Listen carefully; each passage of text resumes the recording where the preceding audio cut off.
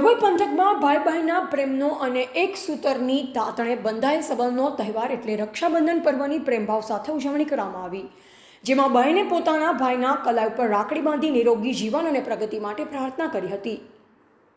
કાચા સૂતરના તાંતણે બંધાયો ભાઈ બહેનનો અતૂટ પ્રેમનો સંબંધનો તહેવાર એટલે રક્ષાબંધન। આજે શ્રાવણ માસની પૂર્ણિમાના દિવસે હિન્દુ સનાતનમાં રક્ષાબંધન એટલે ભાઈ બહેનના પ્રેમ સંબંધનો દિવસ। ડભોઈ સહિત સમગ્ર પંથકમાં આજે બહેન દ્વારા પોતાના ભાઈની રક્ષા માટે રાખડી બાંધી ઉજવણી કરવામાં આવી, તો ભાઈ દ્વારા પણ બહેનને ભેટ સોગાત આપી રક્ષાબંધનની ઉજવણી કરી। ભાઈ બહેનના પવિત્ર બંધનનો આ દિવસ ભાઈની રક્ષા અને ભાઈ બહેનને રક્ષા કરવાના વચન આપતા હોય છે। બહેન ભાઈનું જીવન નિરોગી તેમજ ઉત્તરોત્તર પ્રગતિ થાય તે માટે પ્રાર્થના કરતી હોય છે।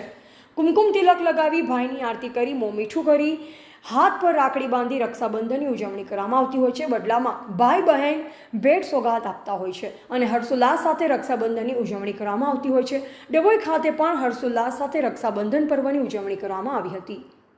ટીવી18 ન્યૂઝ નેટવર્ક સાથે રિપોર્ટર હાર્દિક ડબગર।